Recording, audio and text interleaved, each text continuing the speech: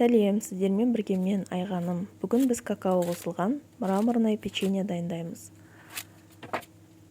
Оған бізге керекті азық-түліктер: ұн керек болады, сахарная пудра, разрыхлитель мен тұз керек болады,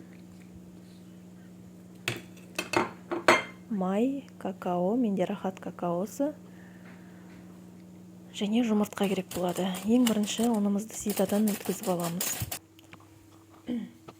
Какаоны қосамыз, қант ұнтағын қосып, разрыхлитель мен тұзды қосып, құрғақ массаны араластырып аламыз.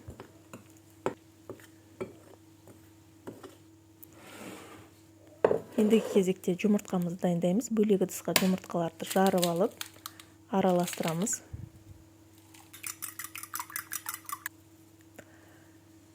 Майды саламыз құрғақ ингредиентке, артынан жұмыртқаны салып, лопатканың көмегімен араластырамыз.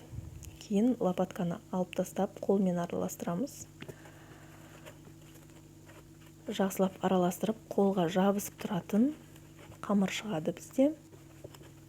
Ол қорқатын нәрсе емес, ұнды көп салып жіберуге болмайды.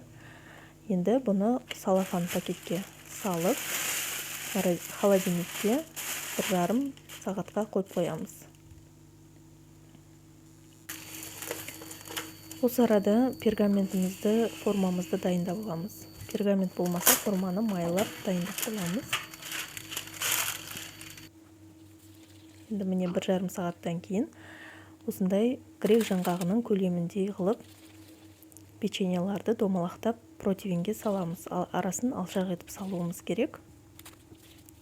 Тағы бір айта кететін жағдай: егер қамырларыңыз артылып жатса, келесі пісіруге осылай домалақтап дайындап қоюға болмайды. Қамыр артылып жатса, холодильникке саласыз.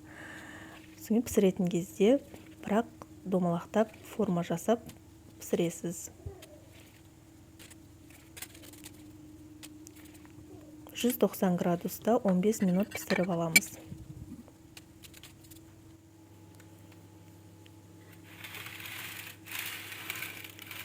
Печеньеміз дайын, мраморный болып шығады. Видео ұнаса, арнама тіркеліп, лайк басып кет.